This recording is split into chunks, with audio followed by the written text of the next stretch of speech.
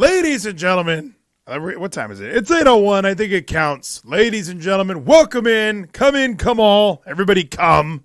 Hashtags and headlines. Geezy, we're back. We just talked 2 days ago, but we were feeling it. Like, okay, we had some rhythm on Sunday night. Now here we are on a Tuesday, live on Trova.live/Vleeties. So much has already happened. Even just today, the sports world will not shut up. And I'm loving that we're focusing a lot more on sports. I noticed that focusing on politics was making me depressed and angry. Now that I'm really just like following sports way more in depth than ever, it's been fantastic. And not just at the NFL. There's news all over the world. But how have you been in the 48 hours since we chatted? Good, man. I golfed last night. I'm feeling good today. Like I just said, we're doing carnivore. I worked out today. We're drinking a lot of fucking water. I'm trying to get it right so that we can talk even more shit to Gino. Because, you know, if we're doing it ourselves, then we can talk even more shit that he's not doing his fucking daily burn, because we are. Dude, I even had I had a sore throat like immediately as we were done on Sunday. I felt like trash all day yesterday.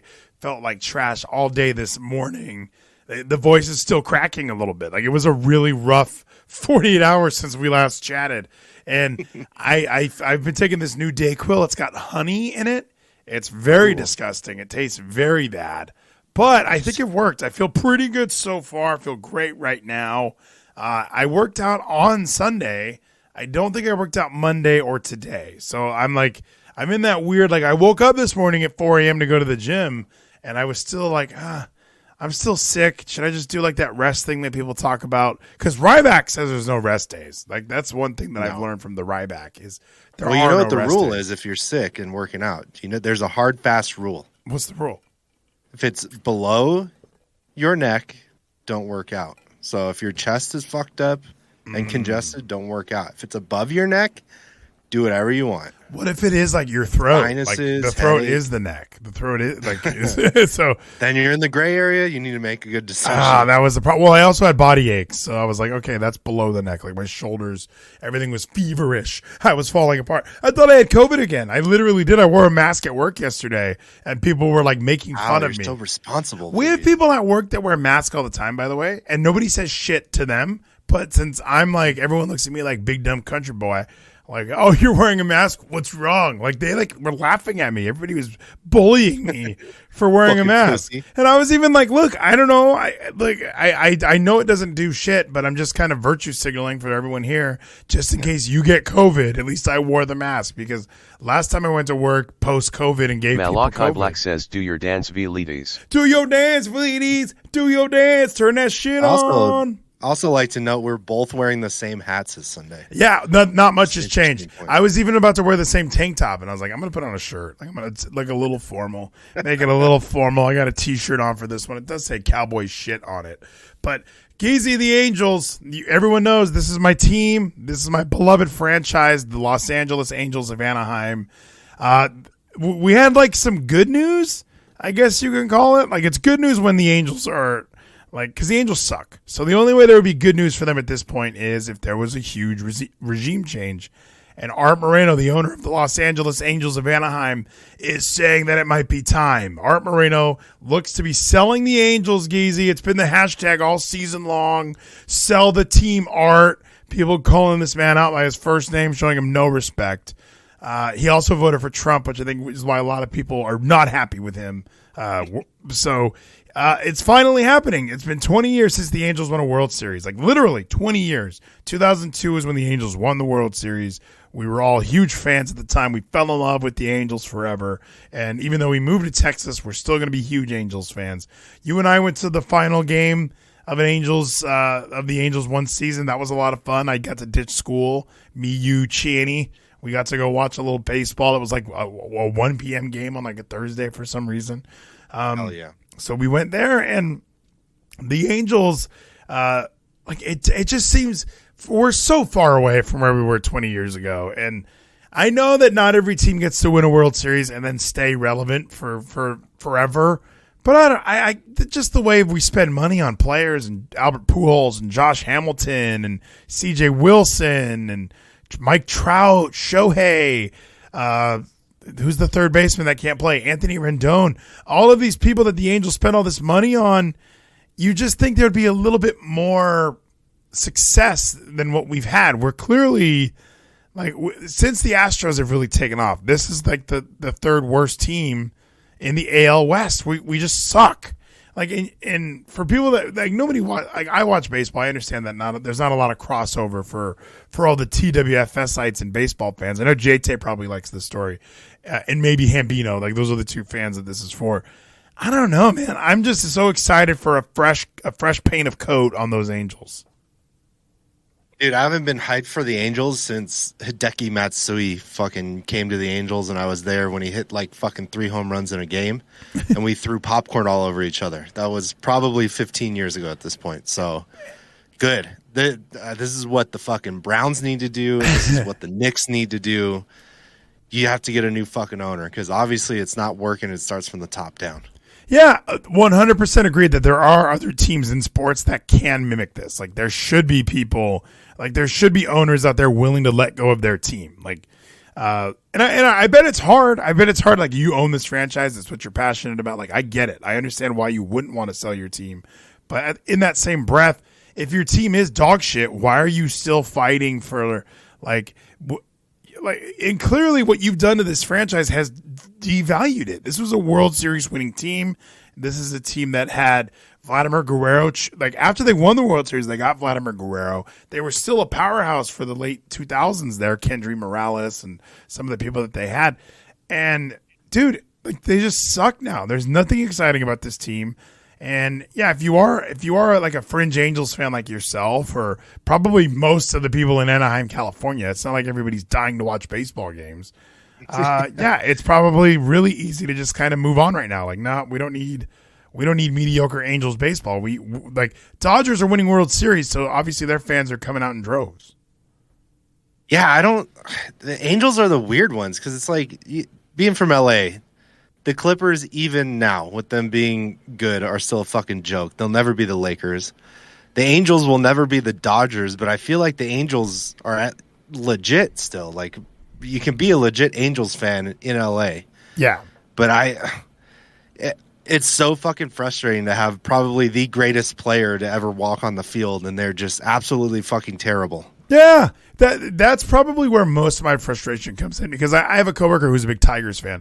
So when we talk about him, like in his fandom, it's like, yeah, the Tigers suck, but they don't have Mike Trout or Shohei Ohtani. Like there's just such a big difference where, like, if a team with no stars is like if the Marlins were having a shitty season, it's like, yeah, the Marlins are having a shitty season. They don't have these perennial all-stars, like these once in a lifetime people that are being touted as the greatest. Like Shohei's winning MVPs and we're not making the postseason. Trout's won 3 MVPs. He's been in the playoffs once.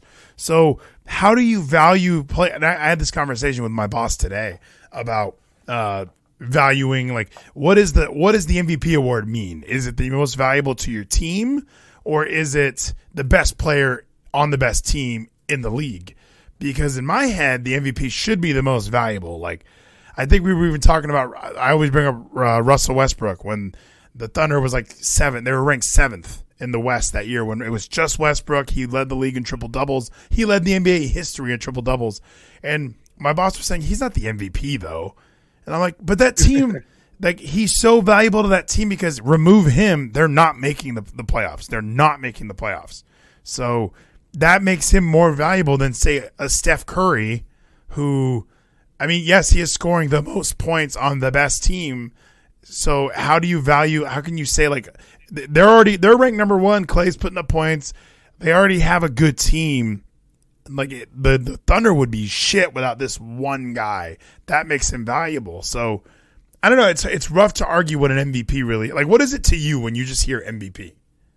It's always been fucking frustrating because then you get into the, like, basketball is the fucking absolute worst. The fact Jordan didn't win the MVP every single year is fucking stupid. Same with LeBron. LeBron has consistently been the number 1 player. Some people might have better seasons, but if you're going to say he's the most valuable player, if LeBron left the NBA 10 years ago, you would fucking notice. Well, yeah, that's a good call. I do like, I mean, I am a peak guy, so if somebody has like a ridiculous fucking season, whether their team's shitty or not, I would probably give it to him. But because it's an individual reward, so why are you going to factor in how shitty or good his team is? But I don't know. It's always a fucking debate. It'll be a debate that goes on for fucking ever because no league defines what it is. And what you said right there, like it is an individual award. Like, yes, an individual does win it, but I think just that phrasing, valuable player, like what value are you bringing to your team? Whereas a LeBron James should be winning that award. Like every year he was in Cleveland. Look what happened when he left Cleveland. Like, oh my God, that organization fell apart. It wasn't just like the team needs him. That city fell apart. The whole thing just went in shambles because they lost one guy. Clearly that makes him very valuable. When Klay Thompson went down and then it was like, okay, well they still have Steph and Draymond. And I was kind of thinking they would still be able to make a run. And I know Steph got hurt, but it just kind of exposed Steph a little bit to me that, sure, he is outstanding. He's putting up, he could put up numbers, but as far as what value is he bringing overall, I want to see you take a shitty team to the championship. I want to see LeBron take Mo Williams to the championship. Like to me, that's what a valuable player is doing. So when Shohei and Trout are being named the MVP of the American League, there's only 15 teams in the American League, right? And the Angels can't be one of the top 4. Are you that valuable then? Like, how can you consider yourself valuable if your team's coming in 13th place every year out of 15? Like, you're not a valuable player at that point. You are just the best player. That's the difference. It's the best player of the year award. Yeah, it just depends on the sport. Like, basketball is way easier to carry a fucking team when there's only 5 guys on the fucking court. True. Baseball's weird because even it's different than football. Like a pitcher has way more influence over an entire game than a fucking outfielder or a shortstop, sure, or a catcher. So I don't know. It's almost dumb to call it an MVP award in fucking baseball. It's like, I like that there's a Cy Young for pitchers. It should almost be just positional. Like who's the all-pro team in baseball? Like fuck the MVP. Yeah. Just pick the best player in each position, and they all get a fucking award. How about that? Well, I think that I like that they do the Golden Glove awards, like best defensive player for these positions, Silver Slugger, best batter for these positions. Like that makes sense because every position is going to be different anyway. The NBA really probably is the main, like that's the MVP award, like because even college football will have. I can't remember all the names, but they'll have the Biletnikoff Trophy. Like they will have awards specific to positions because it is who is the best player by that position. Is the Heisman, is that like an MVP or is that the best player in college football? Like how do they define even what the Heisman is? Because when I look at whoever wins the Heisman, which is typically a quarterback. I mean, it's, what is it? 98% of the time it's a quarterback. It must be.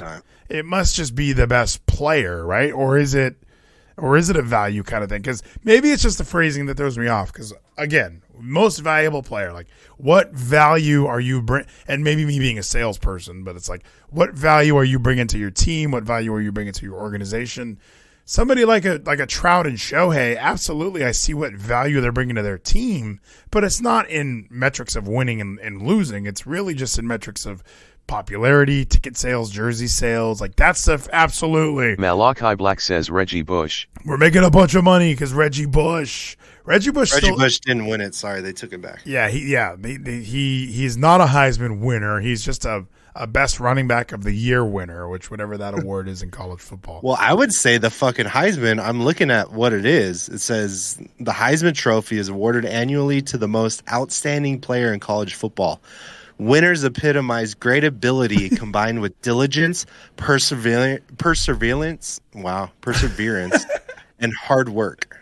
I like that. I think that outstanding. I like to use that word at work all the time. So, yeah, if you're telling me the most outstanding player, I think that actually sounds really good. So, I'm not against that. If we just change the MVP to the MOP, just to give out the mop every year, the most outstanding player, then it makes a little more sense to me. Like, again, I get lost in the phrasing of valuable because, like, when you do look at the NFL, they have an offensive player of the year. They have a defensive player of the year. and then they have the MVP. So it's not necessarily that the MVP has to be.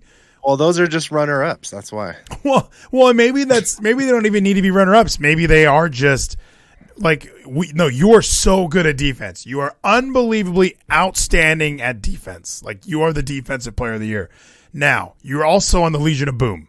Does that mean you're the most valuable player? Because no, like if they took you out, they'd probably still be a pretty good defensive secondary. So you're not the most valuable, but you are the most outstanding. So yeah, I think there is a difference in phrasing and a difference in belief because like Aaron Rodgers won the MVP. Like when an NFL guy wins the MVP, I do expect them to be on a good team. And I do expect them to be higher up because I remember one year, I think J.J. Watt was like in the running for MVP, and the Texans were like 7-9. I just thought, how can you consider yourself? Malachi Black just gifted a sub to Domain Man #1. Welcome, Domain Man. Thank you, Nathan Wella. But I don't know, Zach. That's how I feel. So like, because Aaron Rodgers, Patrick Mahomes, Lamar Jackson, these guys who are winning MVPs. Yeah, I think if you remove them from their team in the NFL, the team would suck without these guys. So that gives them value. Yeah, but even in the NFL, like is Aaron Rodgers going to be MVP if he doesn't have a fucking #1 standout wide receiver? Well, it's so dependent on stats. I think he would be more so the most valuable player if he takes like an Alan Lazard and Well, sure, but I'm saying, you think he's going to get the stats he would have if he had fucking a #1 running back and a #1 wide receiver? Yeah, it's obviously going to change that. Like, I think his numbers are going to hurt this year. I think the Packers made remember last year when he was going to retire or he wanted to go to Denver, like he was like done with Green Bay. And then they were like, no, come back for 2 more years. And then they traded away his #1 receiver and didn't replenish him. Like, I don't know how this team operates. Like my Scotty Williams, biggest Packer fan that I know. I remember him like calling me upset, like almost crying about when the Packers lost to the Niners in the playoffs last year. And he was like, this was it. This is the end of the run. Aaron's leaving. And then like Aaron stayed and they got rid of Devontae. It was like, wait, what? Like, how did this happen? Why didn't they do anything to fix that? Who do you like? Looking at the league now, though, is this a year where, are you writing off Aaron Rodgers? Do you think he doesn't have a shot at getting the Packers back to the promised land? No, I think it's going to be a fucking tough year for them. I'm sure they'll be okay, but they're not going to make any noise in the playoffs. No, it's going to be a Lions year. We all know it. Hard Knocks is on tonight. You know why? They have fucking grit. They have too much grit. They're just the grit-filled Lions. I can't wait to watch episode 3 of Hard Knocks tonight. Did you watch, to make this not about sports for a second, did you watch House of Dragon on HBO Max? No, I have not. I was going to watch it right before we started, but it was an hour and 15 minutes, and we were an hour out. So yeah. Nathan said it slaps. Nathan said it slaps. My boss was showing me footage of like there was people walking by houses or like apartment buildings in New York, and everybody is watching the same show. Like you can see. Oh, that's fucking terrifying. It was actually like kind of cool to see. Like wow, like everybody's in on this. 10 million viewers apparently for the debut episode. So Nathan, you know what that means though? They're all fucking NPCs, dude. They could be. They could just be, and yeah, they're all just. Well, honestly, that's how I feel about anybody that watches like a sequel or a rehash. Mainly a rehash is just feed me more of that thing that I already liked.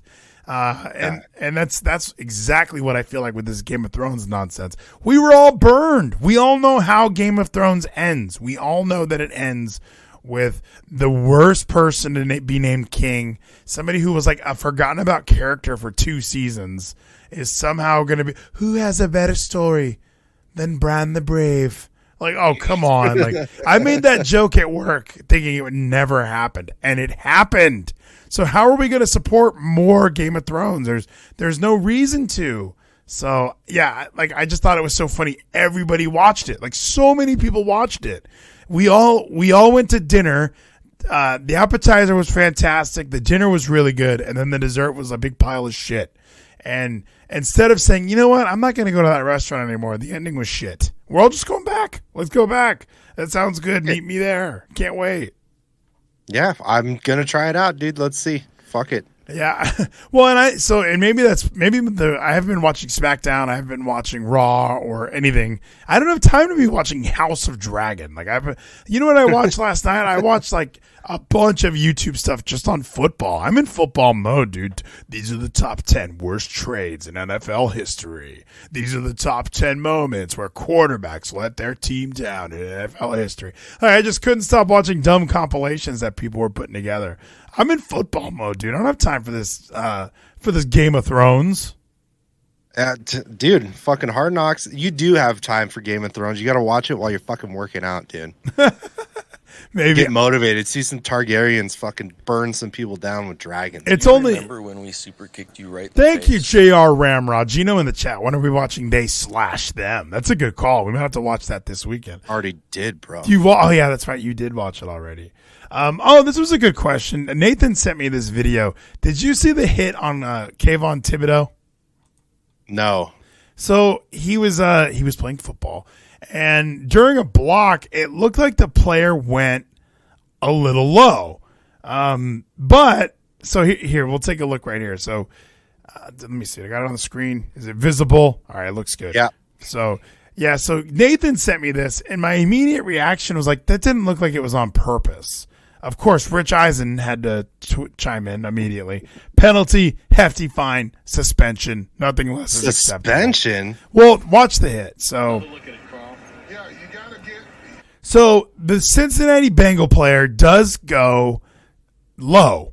And at first, it almost looks like he's going for the hip, right, with his helmet. But maybe he is throwing his entire body at the player's knee. Now, Kayvon Thibodeaux is also going low as well, so maybe that's forcing the Bengal to go lower. But all right, play it again. Yeah, start from the beginning. I mean, that block happens all the time. Yeah, it slipped off of his hip. And that's what I thought. I just thought he was going for the hip, and when he hits him, he ends up falling lower. Now, I don't think it was like an intentional. Like, it just doesn't look at all like he's trying to take out an ACL. Like, that's not what it looked like to me. So for podcasters who can't see this visual, you can look up the hit. I mean, it's pretty viral on Twitter. Our friend Rich Eisen tweeted it out as well. But it looks like the Cincinnati Bengal is squaring up to hit him in the hip. Kayvon starts to go lower as well, which forces the Bengal player to move a little lower. And as he hits the hip, it looks like his hands and like the rest of his body kind of collapse on Kayvon Thibodeaux's knee. It doesn't look super malicious to me. And I wonder if there's like an interview after the game where Thaddeus Moss comes out and says, "Hell yeah, I did it. How you like me now?" Like, I don't think that exists. But I don't know. Is this that dirty? No, absolutely not. This is another clear example of what the NFL stands for. The no fucking fun league, please. Well, why can't we break some knees here? What happened to fucking what was it when they were paying players to hurt people? Oh, the Bounty Gate. Bring it back. Speaking of football and speaking of not watching wrestling, I watched this movie on Netflix called Home Team, where Kevin James plays Sean Payton and he goes back to coach his son's. Oh God, you watched that? Oh, it's so funny. It was so good. I watched. Yeah, it was a family movie night, and that was the perfect family viewing. It made the girls laugh. It made me laugh. I'm down with that for a family movie. I wouldn't watch that on purpose, but if I had to pick something that we'll all like, sure, it's sports. Oh, when I'm watching stuff with my wife and my cousin, you know what we watched afterwards was the 2011 remake of Footloose. So, yeah, those are the movies that we were watching. That's a tough one, dude. The original, amazing, but not the fucking remake, dude. I had no interest in watching this new one, and they were like, "You never seen it?" Like I was an idiot for never seeing the fucking remake. Have they ever seen the original? That's what I said. And then, like, Michelle has, my cousin has, but my wife was like, "You haven't seen the new Footloose?" And it's like, it literally was just the same exact story as Footloose. Like, I don't know why that was like, why did we have to watch it? But during Sunday's preseason game between the Giants and Bengals, Cincinnati tight end Thaddeus Moss delivered a low block to New York rookie Kayvon Thibodeaux in the second quarter. And then it says, so Thibodeaux avoided a major injury major injury rather. We're both having strokes tonight, bro. I don't know what's happening. I'm coughing. Not even drinking tonight. I have tears in my eyes from like holding in a cough right now. You got Robitussin? What's happening? I did drink that Dayquil just before we started. Thibodeaux was diagnosed with a sprained MCL. He's going to be out to 3 to 4 weeks. So it wasn't even like a career-ending. It's a fucking sprain, yeah, dude. it wasn't even like a career-ending hit. But I don't know, like. I don't think it was as vicious as everybody is trying to make it sound. Like people are really coming in like it's a legal block below the waist by current NFL rules. It's a tool in his belt. Just an unfortunate play that thankfully didn't end in a catastrophic result. We don't have to turn the tight end into the Joker though. Maybe that's another. Yeah, I kind of agree with that. Like everybody's trying to make it seem like he's like a malicious piece of shit. I think he was going for a block. And he went a little lower than he intended. Like, accidents happen in football. Like, I'm so sorry that people don't understand that. People are going to get hurt in this man's game. Yeah, dude, bunch of pussies, man. He clearly slid off. I don't know. Your boy Rich Eisen, you wish-wash on him. You got to get off of his train, dude. So I haven't listened to Rich in many, many months. I did click on his YouTube page because he was live on YouTube because he's in between. He was on Peacock, and I think Peacock did what a lot of streaming services do when they debut. They just get a bunch of content, fucking load up, sign everybody to huge deals. This is going to be awesome, CNN Plus. And then they hit like it's been a year, I think, of Peacock. And Can't now be in the red for that long, bud. Yeah, and now they're like, okay, we gotta offload some of this stuff. We went too big. People are watching more Dan Patrick. They're not watching Rich. People are watching this. They're not watching that. They're trying to figure out the perfect amount of content. So now Rich is moving to the Roku channel, which is free. So he's doesn't sound good. I know it doesn't sound good, but he was like, no, it's free. So I clicked on their YouTube, and Chris Brockman was there, our best friend, who says that. Justin Turner joining his team for a photo after being diagnosed with COVID is a bigger scandal than the Astros cheating in what was 79 home games that we know of. But this is a bigger scandal. He went out and took a photo. So he was wearing a polo, and he had the top buttoned. And I just said, nope, not for me. I'm not watching this shit. Who buttons the top on a the top on a polo? On a polo. It was like a 3-button polo, and they were all buttoned up. Who does that? I don't even button the second one anymore, bro. I leave it on the third, if anything. You get the bottom button just to cover the chest bush, and that's it. I'm living in Miami, basically, at this point. Yeah, I was, come on. Like, why is he dressed like that? He doesn't need to do that button. Just wear a T-shirt at that point. Don't do this. Well, that's the Roku channel for you, Vleeties. Yeah. Things go to the Roku channel for your sports. Things are definitely changing here on the Roku channel, dude. So, yeah, that's true. I'm never going there ever again. So it's only been 2 days since you and I chatted. As far as major headlines, Jimmy G is still not on any other teams. Kenny Pickett, is he projected to be like I saw somebody Malachi Black says I've been throwing Cooper Kupp out there as trade bait and no one is biting. What the fuck? Yeah, but you've been doing he's not even going to be top 5 this year. But he's also been doing it in like the strangest ways. He's like, you like Cooper Kupp? Give me your first round pick and one other person. And then it's like, but like Cooper Kupp's a volume guy. We're in a half-point PPR and he's going to fall. He's not going to be the number 1 wide receiver again. So no, Nathan. I think he might fucking doing it. I think he might have. No. I think he's gonna have a good year, but I also don't want to give up Austin Eckler and then like my second best player. I don't want to give up. Okay, now I need to call you out because all you did last show was complain about how you didn't want Austin Eckler to begin with, and it was a fucking panic pick. Yeah. Now you don't want to trade him? I might trade him 1-on-1 for Kupp, but I'm not giving away any other players. Like I think that was what was upsetting was he wanted Eckler and one other guy. Like Eckler was a piece of shit. Like he thought he was treating Eckler like he was a 5th round pick, and then he wanted another 6th round pick. And look at him in the chat. I'm not giving up Kupp for Eckler. Well, don't try and take away Eckler and one other person if you're not going to give me Kupp and one other person. Like, if you gave me, like, your 1st round pick and your 3rd round pick, and you wanted my 1st round pick and my 4th round pick, then maybe we could talk about it. But the way he was throwing these trades out there, like, hey, you really want Kupp, give up Eckler and one other person. You know, it's DK Metcalf and Eckler. Kupp and Metcalf? What the fuck? Well, no, so yeah, he says they hate Metcalf. I am all in on. You hate your whole team, apparently. No, I love Metcalf. Drew Lock got COVID at the best time. Geno balled out the other day. I think the Seahawks are going to be fantastic with Geno Smith and 85% of his targets going to DK Metcalf. They have and they also have a Rashard Penny. He's supposed to have a big year. Although the Seahawks have a trash offensive line, so it's going to be fascinating to see how that all pans out. But. Well, luckily Metcalf is big enough that even if they do double team him, he can get over the top. But I don't know, man. I am getting hyped for this fucking season. I got another legitimate draft this Sunday. You know, guys that know when to fucking draft. I haven't even filled my bench in our league. I probably have empty bench spots that I haven't even filled up, and I was the one complaining about the bench spots. I have 2 more leagues. You have 2 more drafts. I think they're back to back. They're going to be. I think it's the Monday before the season and the Tuesday before the season. So there will be a midstream draft, I believe, where I'm going to be doing one of my. This upcoming Monday and Tuesday, no? Is it? No, I think this is the last week of the preseason. Oh, maybe it is. Yeah, so I'll be going through.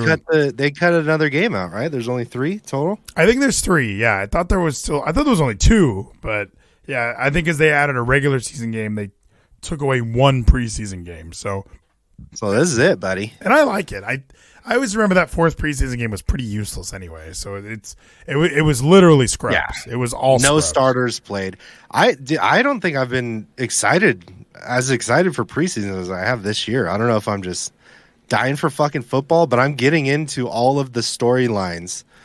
It's nice to watch the first quarter get some real action, and then the storylines after that of just all the backups have been fucking interesting this year. I love watching the backups for some reason, and I never have. I never have in my life. I've never liked watching preseason because you do watch if you're a Raider fan, you want to see Carr. Oh, Carr's not playing. Never mind. But watching Stidham.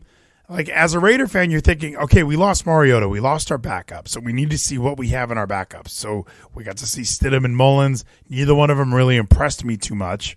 But at least I got to see them in action. And you got to see guys like Foster Moreau play really well. And you're kind of, okay, Josh Jacobs is running the ball. Kenyon Drake got released. So now I want to see that kid from Georgia play a little bit more. So, there's a lot of storylines that kind of happen throughout the preseason. And everybody at work, they ask me what my favorite team to watch this preseason has been. Pittsburgh Steelers, hands down. Who is their quarterback? Who's going to play quarterback week 1 for that freaking team? I don't know, but what's the kid's name? Pickett? Kenny Pickett. The next coming. Well, that's the next coming of Joe Montana. I was reading this article today from The Athletic where they were saying George Pickens, who's their receiver, or Kenny Pickett. Those are the early favorites for NFL Offensive Rookie of the Year. And I'm thinking, there's no way. On the same team? Yeah. Oh, yeah. George Pickens is blowing people away, I guess. I guess Chase Claypool sucks, and they're loving this George Pickens character. Well, all I could tell was Pickett was big as shit, and he was dominating this week. I don't think Kenny Pickett's going to play quarterback this year. Am I crazy? Who's their starter? Mitch Trubisky. Oh, put him in, dude. What are you going to do with Trubisky? Well, Trubisky's a fucking backup. Start the rookie. Here's the argument, okay? So Kenny Pickett, 20th overall pick, right? Do you gain a lot from just throwing him into the frying pan season 1? Don't you like these quarterbacks that are given a year, like a Patrick Mahomes, like a Carson Palmer, these quarterbacks that get drafted and have a few years, if not just 1 year, to kind of learn the NFL system and to not just be thrown out there and almost die like David Carr?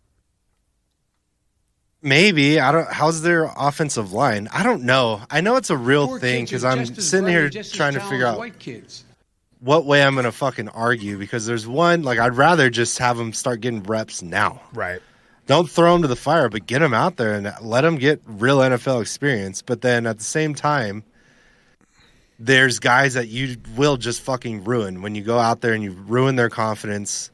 But then again, isn't that guy fucking doomed to begin with if he's too weak to fucking withstand it as a rookie? I don't know. I think Sam Darnold is my favorite example of putting some guy out there who's not ready. They put him out there fresh off the campus at USC. He goes to the New York Jets, and Bill Belichick says, I'm going to make this guy my Malachi Black bitch. says Mason Rudolph is starting.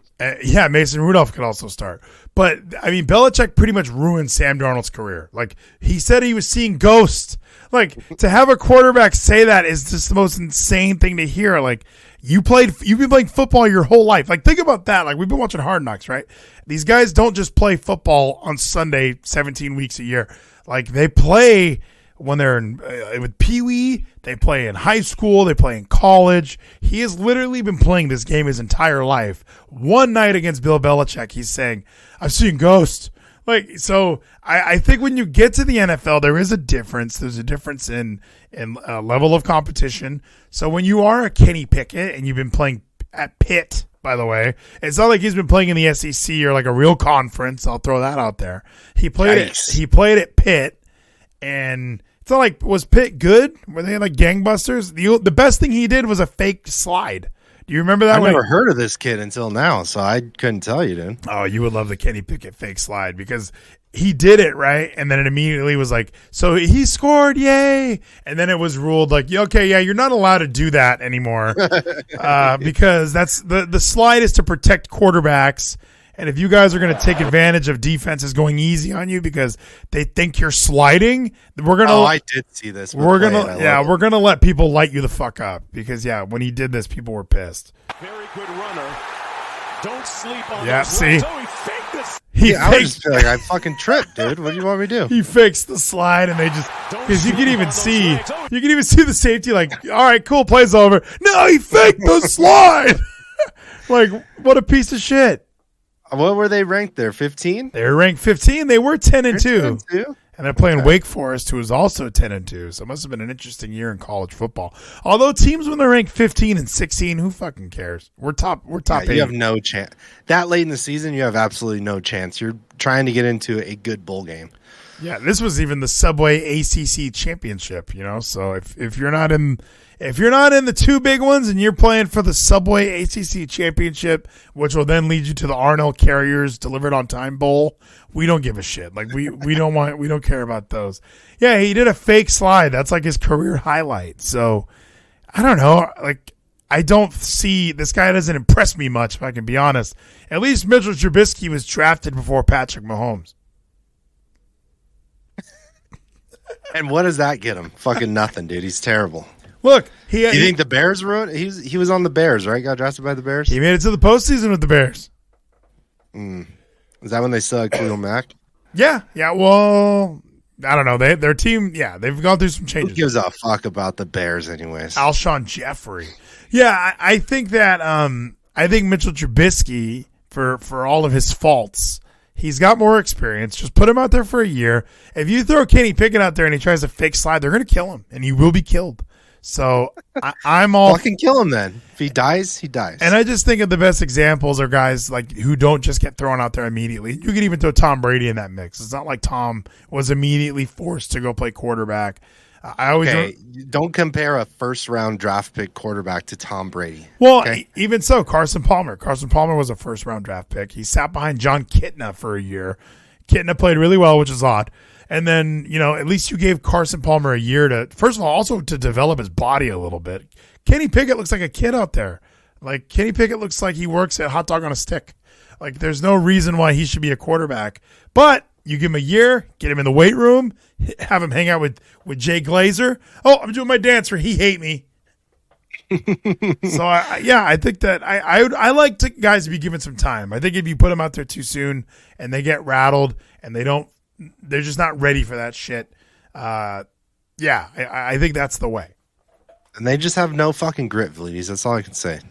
Look at Goff. His career's over. And he was thrown out there way too soon. Now he went to a fucking Super Bowl. Vleeties, what are you talking about? Yeah, and he lost. Now he sucks now. Remember that Monday night game when the Chiefs and the Rams, it was like, this is the future of football. And they put up it was like 56-49 at the end of the game. And it's the biggest joke I've ever watched. And people were saying, that was the greatest game I've ever watched. It's like, no, that was the worst game. No punts, no stops. No punts, no defense. I mean, it was literally who has the ball last is going to win. But Goff was carrying the team.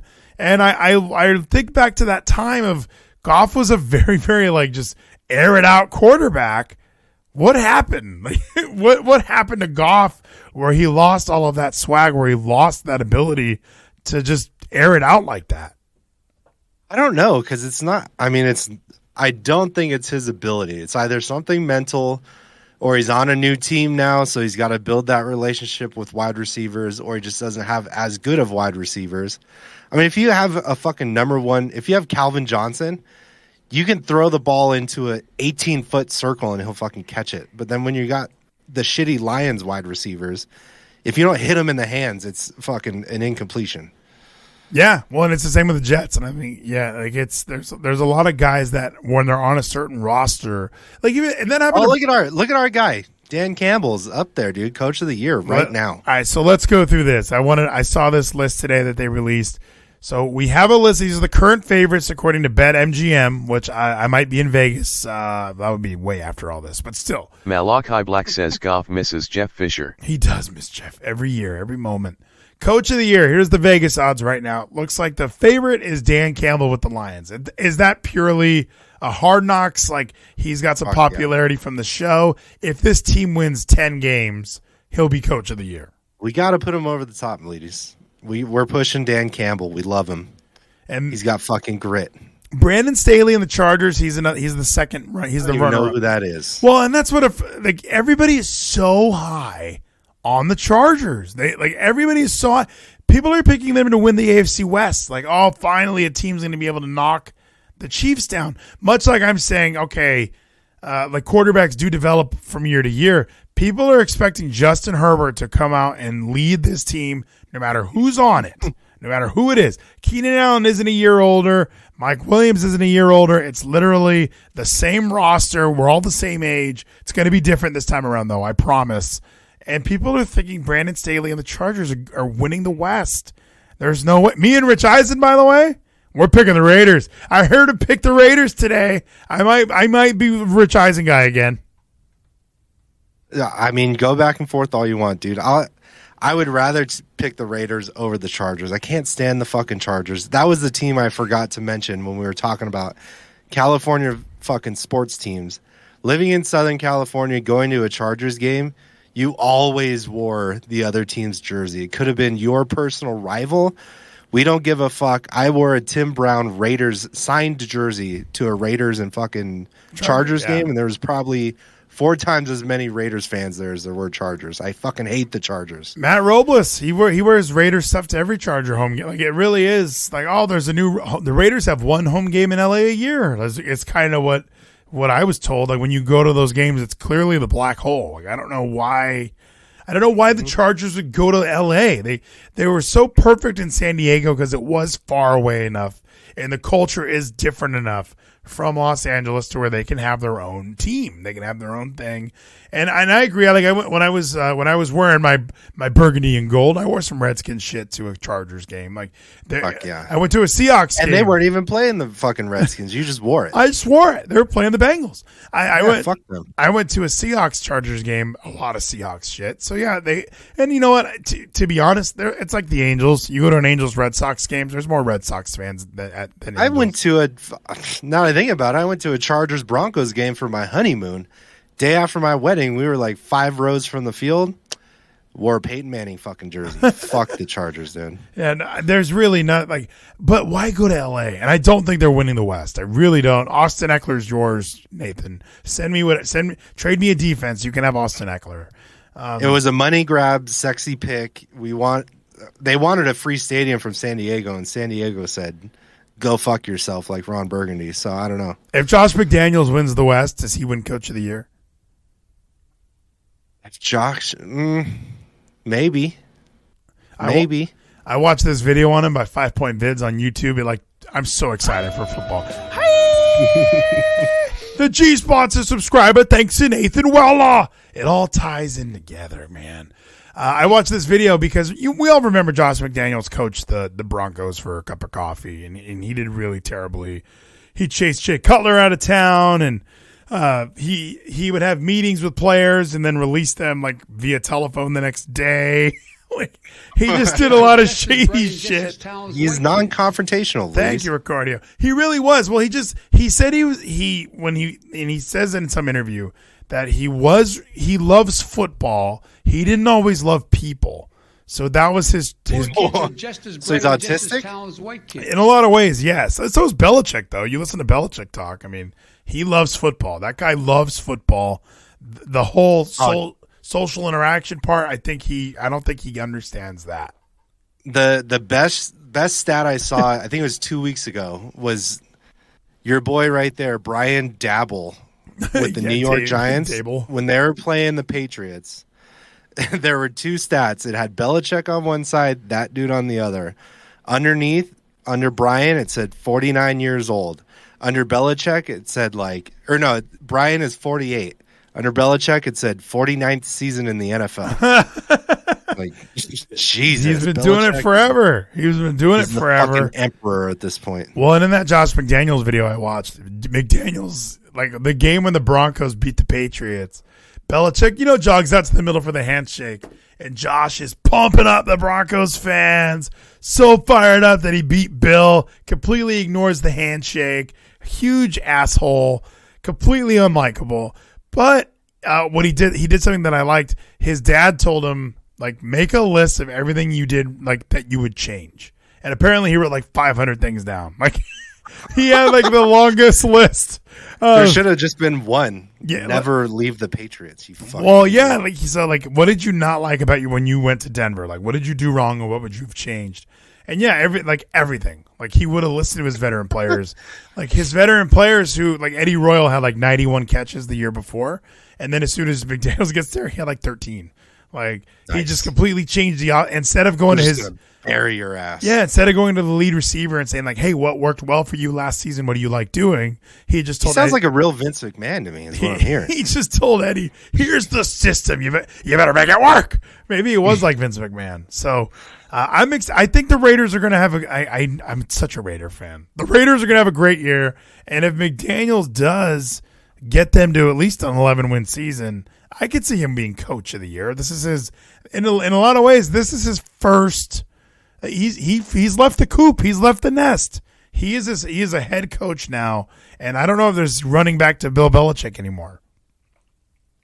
I think we need to get you a Raiders jersey that's number 01 and it just says "I'm a Mark" on the back of it. Mark, because you're a fucking Raiders Mark. They're gonna win the whole thing. I have a strong feeling. I have an inside source that says they're gonna win this whole thing. NFL MVP odds were released. Josh Allen is clearly the number one. Oh, clearly. Which I agreed with. Tom Brady. Wait, how did they bet him down that much, but he started that high? So the opening odds, they weren't giving him much love. They weren't giving him much love because I think they weren't sure if he was going to play maybe when these were released. It was is he even going to? Yeah, he did. I think this is his first week at training camp. Yeah, so now the odds are at a plus 800, and I'm not against that. I think a lot of people are forgetting Julio Jones is on the Buccaneers, and Mike Evans is still going to be Mike Evans. The only thing I'm worried about is they had another offensive lineman blow out every ligament in his knee. Oh, the MCL, PCL, and ACL? Yeah, all of them. But their defense is fucking legit, dude. So I don't know. He's just got to move around the pocket just a little bit. That's it. And these are all clear favorite is going to be Josh Allen. Yeah. Well, and the Bills have so much, this is their year in a lot of ways, much like people are super excited for the Chargers. You look at the Bills and they added Von Miller, which is, even though he is older, it is a huge addition. And their offense That's one of those veteran players. There's always one of those veteran players on the Super Bowl team that came over on a 1-year contract because he's getting old, but he can still contribute. Yeah. And I think Von Miller's that guy. And Josh Allen, one thing the Bills always seem to lack, and this is being a fantasy owner, their running back carousel fucking sucks. I hate not knowing. I've had, what's his name, Devin Singletary a bunch of times. I've had, what's that other guy's name, Shadrick Moss or whatever. They don't really know. They just don't have that bell cow. Imagine if they had one of these Derrick Henrys or Aaron Joneses or Austin Eckler's even. Somebody they could put in who can just be that solid go-to running back. They don't really have that. Yeah, I don't like teams that do that. Like just running back by committee. Sometimes it works out, but you got to have that just game breaker in there. That's always a threat, and it opens up the fucking passing game, dude. If you got a bunch of nobodies in there, yeah, they're fresh all the time, but nobody's going to be stacking the box trying to stop them. Yeah, well, and especially like Devin Singletary is somebody that he's always on my fantasy team for some reason. Like I always have a freaking Bills running back because I know their offense moves the ball really well. So one of these guys has to get some yards. I don't know who it's going to be, and neither do they, which is frustrating. So I think if they did just like you're going to get a lion's share of the carries. 70% of the handoffs go to this man. That would help me out and help them out tremendously. Tom Brady, Mahomes, a lot of the usual suspects. Herbert, freaking up here, people love this Herbert guy. Oh, he got bet way up there too. Dang, he must be wowing people in preseason or in look at training. Aaron Rodgers got bet down, and it must have been the mushrooms. And you know what it probably was? It was probably this receiving core. He just doesn't have a strong team. His team looks like shit. Like, how is he expected to throw for another 4,000, 5,000 yards if he's throwing to Allen Lazard? He doesn't have a good team. No, he doesn't. I like Joe Burrow.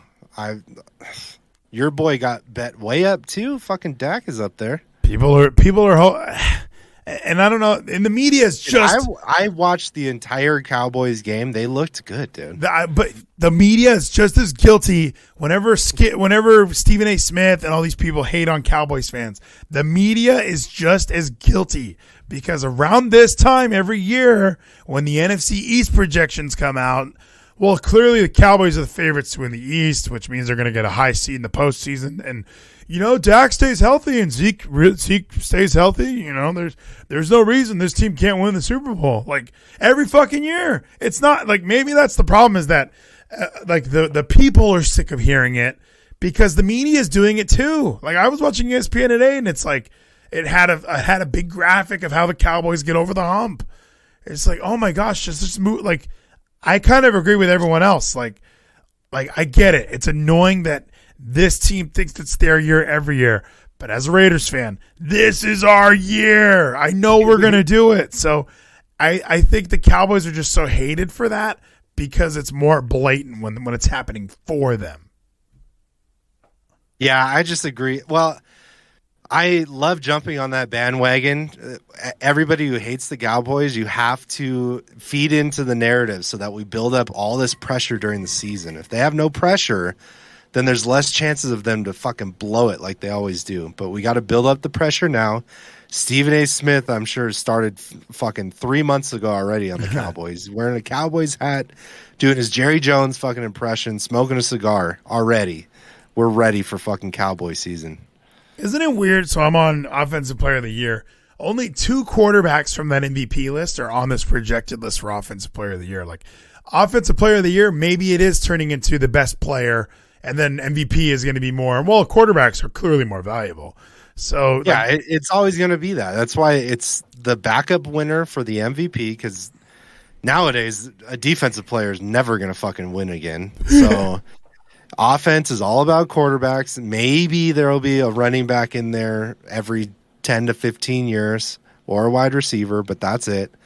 So, yeah, you can't have all quarterbacks in the MVP and then all quarterbacks in the offensive player because then it just looks fucking stupid. I would almost say they should not allow fucking quarterbacks in the Offensive Player of the Year unless the MVP is a running back or a fucking wide receiver. They should just flip-flop. If they just did Quarterback of the Year and off, skill position Player of the Year, like that might make a little bit more sense at this point. But Jonathan Taylor, Cooper Kupp, Justin Jefferson. I'm a big fan of Justin Jefferson. Am I crazy? I know that Kirk Cousins is his quarterback, but for some reason, Justin Jefferson always has big numbers.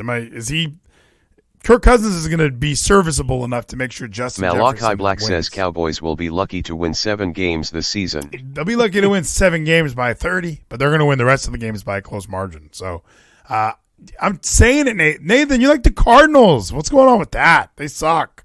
We're going to find out because they're the in-season fucking Hard Knocks team, dude. I have a strong feeling they're not going to win more than 10 games. I'm thinking the Cowboys win 10 games and the Cardinals win 6.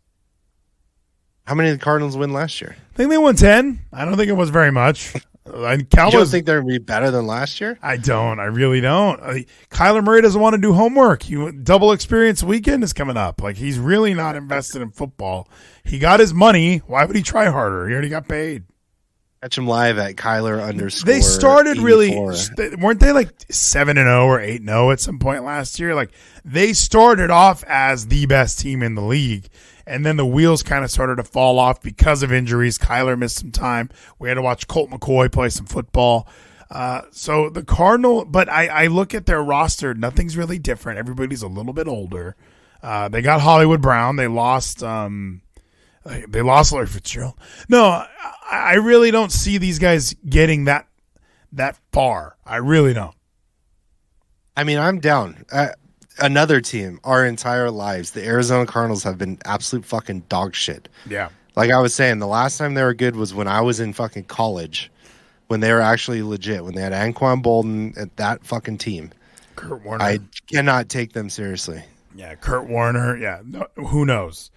There's just teams like that in the NFL. Like, until they win a fucking Super Bowl, I'm not going to take them seriously. I even got in the argument today with somebody. I got a friend who's an Eagles fan and, talking shit about the Cowboys. And he was like, yeah, put in a VHS to watch the last time they won a Super Bowl.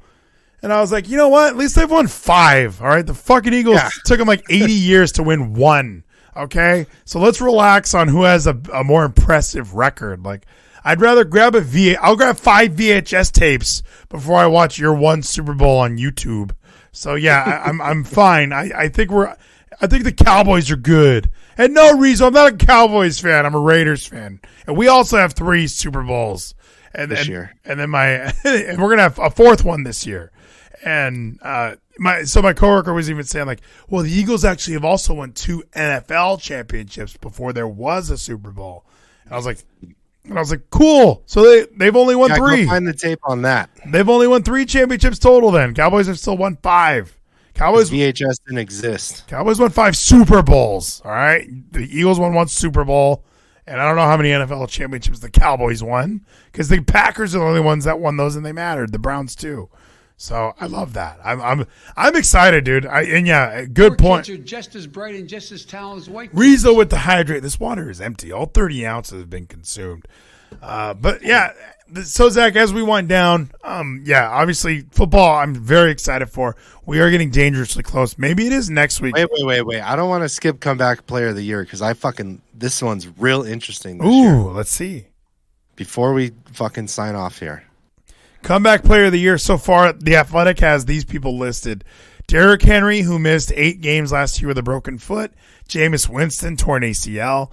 Christian McCaffrey, Chase Young, Baker Mayfield, and Michael Thomas. So those are the people that are listed. All really legit fucking players that could have a really good fucking season this year. Well, and it was just announced Chase Young is going to miss the first 4 games of the season with an injury. Okay, he's not going to win. I think it's a clear either Derrick Henry or Christian McCaffrey. I don't mean to be this guy. Can I be this guy? Jameis Winston's going to have a good year. I have a strong feeling. Sure. Jameis Winston, and look, when he was hurt, Jameis Winston has a good year every year. Just ignore his interceptions, and he's fucking amazing.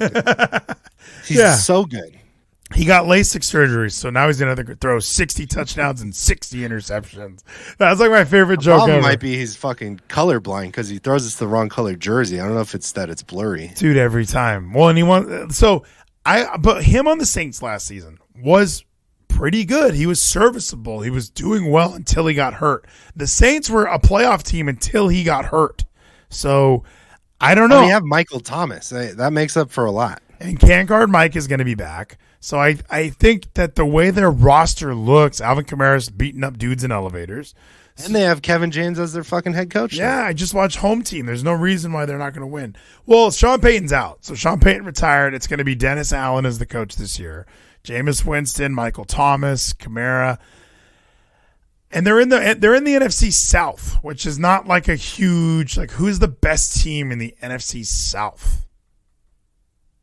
The Panthers with Baker Mayfield? Comeback player of the year potentially. I guess the Bucks. Duh. So okay, the Bucks are going to win the South. I was going to say the Bucks, but I wasn't 100% sure because I thought you'd know that. But clearly the Buccaneers. But if there's three wild card teams, and you're going to assume that the top two teams from every division, one of them is going to be left out. But I think in the NFC South, I think the Saints are not going to be out of it entirely. I don't believe in the Panthers. I don't like Christian McCaffrey. He's up for comeback player of the year. It should be comeback player of the last 2 years because he was hurt 2 years in a row. He sucks. He does not fucking suck. I mean, that's the problem. No, Latina. I love McCaffrey. I would pick him first every fucking year, but injury. Him and Saquon, fuck. At this point, it's all these running backs now. Yeah, Henry, number one Henry missed 8 games. Yeah, I mean, they got to start doing Tommy John for fucking running backs and just replace every ligament in their knee before they even get into the fucking league. Keep them fresh. Keep them fresh now. So, I mean, we'll see. Like, I think for comeback player of the year, I'm leaning heavily Winston. Is Baker only there because he was like traded and like ran out of town and disgraced? Because he didn't miss any time last year, did he? I don't think so. Did he? Was he injured? I don't think he was. I think this is literally. This is like reputation comeback player of the year. Yeah. It's man, you got chased out of town by a guy who was getting hand jobs. So you came back stronger than ever. Letter taken off your jersey this year. We'll see what happens. I saw him at practice, and he looks good. I mean, as good as dudes look in gym shorts, he looked really good. So we'll see what happens. But yes, what's Kevin Durant latest? There's even a ticker on the Athletic website. I've never even seen this before. Kevin Durant decision to rescind trade request. He's going to stay with the Brooklyn Nets.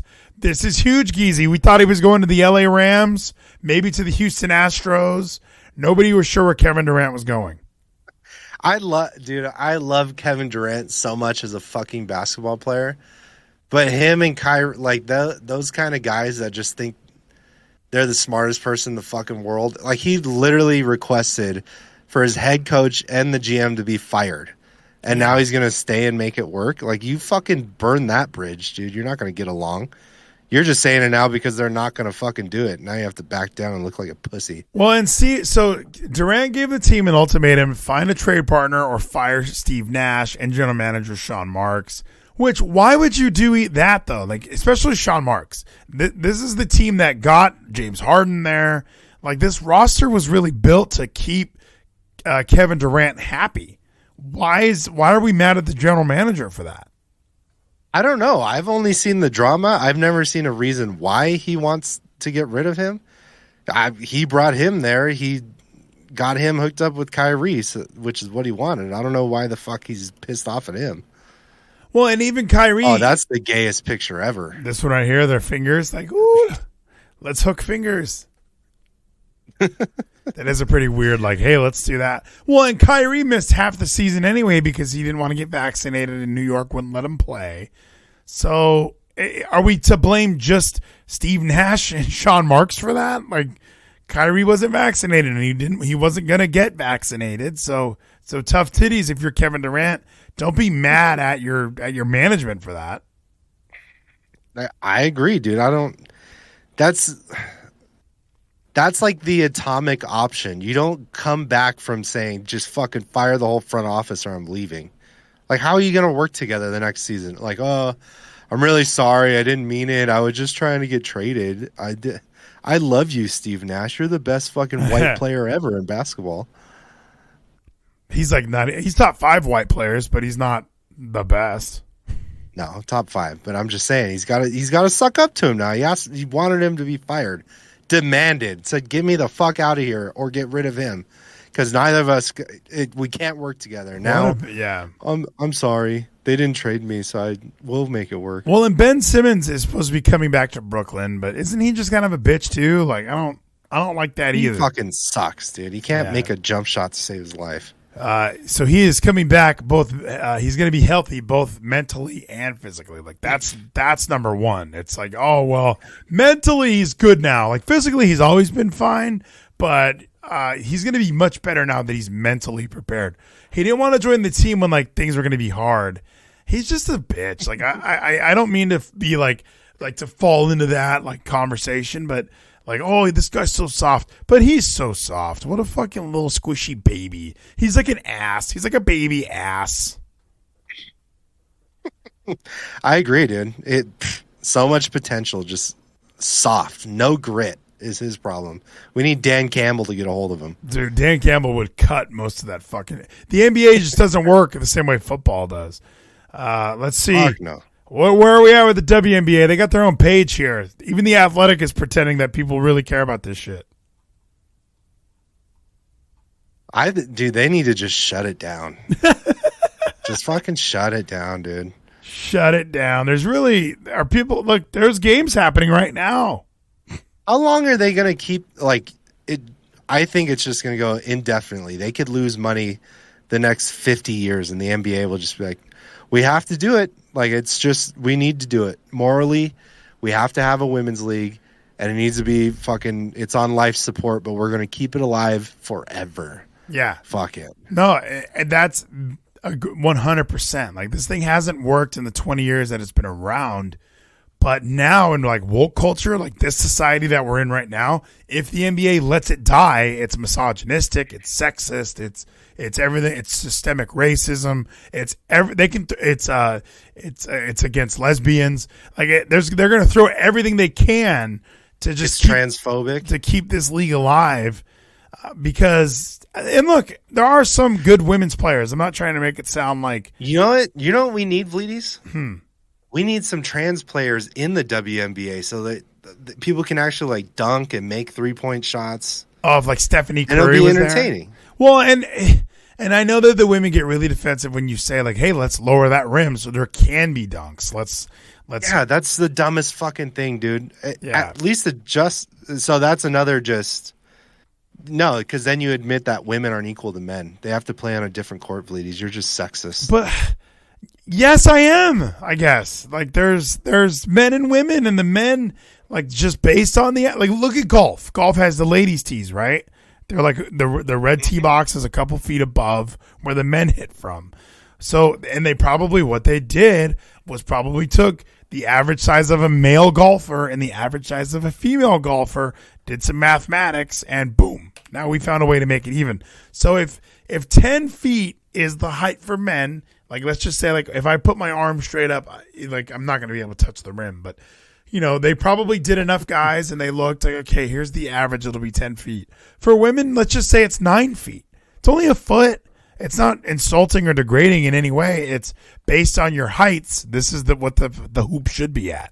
Well, you know what else they should do is make the fucking ball smaller. I've heard that. Are the balls not smaller? I don't know. I'm just assuming it's all exactly the same, but they should have smaller balls because their hands are smaller. And then, make the hoop bigger, too. Make the court smaller, too. Less running. Court smaller, yeah. We just put trampolines down so they can dunk. Wear shoulder pads. Dude, did you hear slam balls coming back? Slam balls coming back, bro. They know what we need. So pumped for that. People know what we need. We need fucking death. We need roller ball out here. We need to get some shit. Yeah, get some shit cracking. So fuck yeah, we'll see. I mean, like it's always a meme, but yeah, the WNBA keeps on trucking, my friends. Maybe we'll watch that next time. Maybe we're not gonna watch. Maybe we're not gonna watch they/them. You've already seen that. We've never seen the WNBA. I can legitimately say I've never seen a minute of a live WNBA game ever. Really? Oh, I watched Candace Parker win the championship, dude. I know that name. I have no clue what that is. The Rays beat the Angels 11-1. I got the notification. So on Arte Moreno sells the team day, the Angels celebrate by losing by 10 runs. If you want to feel better, just go look at the Yankees, what they've been doing lately. Oh, they're trash. What a weird collapse by them. And then even Aaron Boone, like, hitting the desk. It's like, dude, you're losing. Like, it's okay. Like, other teams have been doing it. But I guess since you're the Yankees and you're the one who's probably going to get fired if they don't win the World Series this year, maybe that's what's going to happen. Jeez. Like, did Aaron Judge just fall off a cliff? I thought he was going to set fucking home run records. What happened? He is still setting the home run records, I think. But I know that as a team, like well, I know they've been shut out like a couple times in the last week. Dude, the Dodgers are stacked. The Mets are playing well. Astros are going to win the World Series. Ooh, Dodgers again, huh? Yeah, Yankees are not bringing any new ground by saying this. Love or hate the Yankees. All of this, the losing, not the rankings, led to Aaron Boone post-game press conference where he got emotionally pounded the table. Anything that reminds you of Dennis Green's rant about the Bears is sure to be a crowd pleaser. The Yankees avoided a sweep on Sunday, but even during a jersey retirement and subsequent ceremony, Yankees fans found reasons to be cranky. Yeah, dude, they've just been playing like shit lately. Do they have the video of him pounding the table because it's so cute? He's so They mad. have to. He's so mad. Yeah. He's so mad about them losing some games. Look, it fucking happens, dude. You're the Yankees. You play tough. I mean, baseball is such a long season, dude. You're in a slump. Like, aren't they statistically in the playoffs? They could lose every game and still make it, right? No, I mean they're up. They have and they have teams on their trails, dude. Like that's really so. The Yankees are in the AL East, which is not the most. Like look at the Rays. The Rays are not too far behind them, 7.5 back. So if the Yankees continue to lose, they're 4 of 6. They're kind of riding the ship. But when you have teams like the Rays on your trails, you have teams with positive records like the Blue Jays. Orioles are still in it. So Positive records. I mean, they're dude. They're in first still.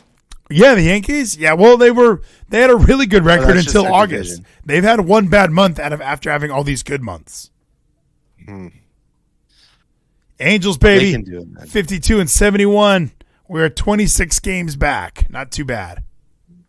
We can. Mike Trout has 15 wins in him by himself, dude. It's gonna be fun. Even if I Is he even switch, playing this year, or is he got a hit. permanently disabled? He got a hit tonight. Even if I switch to the Rangers, they're only a couple games better than the Angels. Like it's not. I don't like good teams. This is just the life that I live. My wife likes the Dodgers. She likes the Chargers. I like the Be a Raiders and Dodgers the fan, Angels. dude. I probably should, but I don't know. I just that feels wrong. If I'm going to switch teams, it's to where I live, and I live here in Dallas. So, Geezy, I think we covered all of our bases. Started with baseball, ended with baseball. Snuck in some Game of Thrones. Talked about what it means to be the MVP. We covered every single thing, my friend. And I think we'll be back. We'll have to look at the calendars. I mean, maybe there is another Sunday show of brewing. You know what I mean?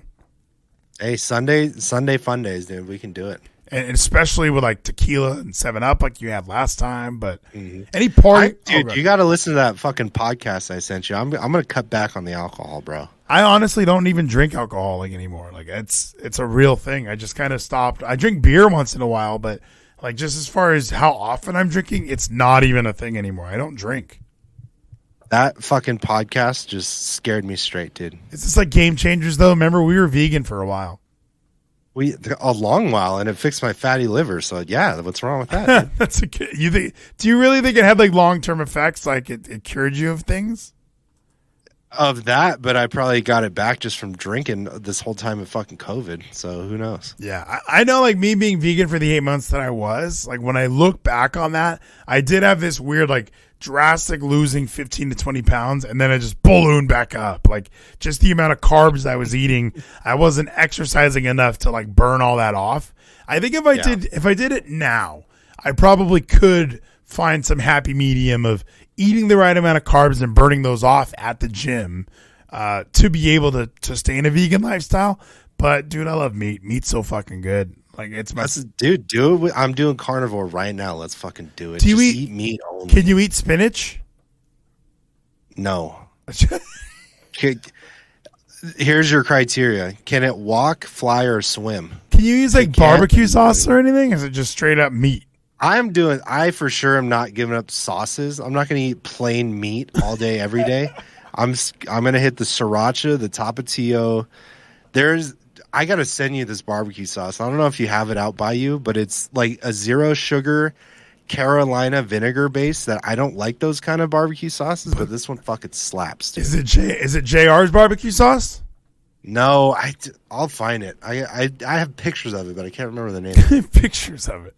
Perfect. Well, I think we about did it. I have to ride off into the sunset now. I've watched almost none wrestling, so that's the perfect person. Good for you, Vleeties. There's so much other shit you need. That to is watch. the perfect person to do a wrestling discussion with Sonic Gino. He watches all the wrestling. I might just let him drive. I just let him go like, so we had GCW had a show this weekend. It's pretty good. Did you watch it? No, I didn't watch it, man. I heard it was good, though. What was your favorite part? I like the matches. Good wrestling. Like, that's what I think we're going to do tonight. I think that'll encapsulate everything that I've done this week with wrestling. Dude, what you got to do is just get him on, talk 5 minutes of wrestling, and then start Daily Burn without telling him, and just start exercising and see if he follows. Turn it into a workout. Maybe talk about that cover letter again. I know we gave up on that a little. B2 says Gino pretends to watch wrestling. The internet tells him his opinion. Geezy is a real man. I've heard that too. I've heard that Gino doesn't even watch wrestling. He just kind of reads Reddit and goes, yeah? Well, I've never played. I've never watched it. Like, he was talking about Stardom the other day. Like, yeah, Stardom is better wrestling for women. And then I saw like a highlight and they were wrestling on like a bouncy house for like children. So like, what? Like, this isn't good. And he's clearly never seen this. It's bad. So we're preventing concussions, ladies. Maybe that's exactly what it is. So let's take a short break. I'll be right back with Gino. Geezy, thank you so much for your time tonight. A legend, a master as always. Catch the buzz, feel the sting. Thank you so much for being here. And a chicken winner from Luxie. Is he being serious right now? Thank you so much, Luxie. Geezy, let's ride off into the sunset. Are you ready? You're the real MVP, Vleeties.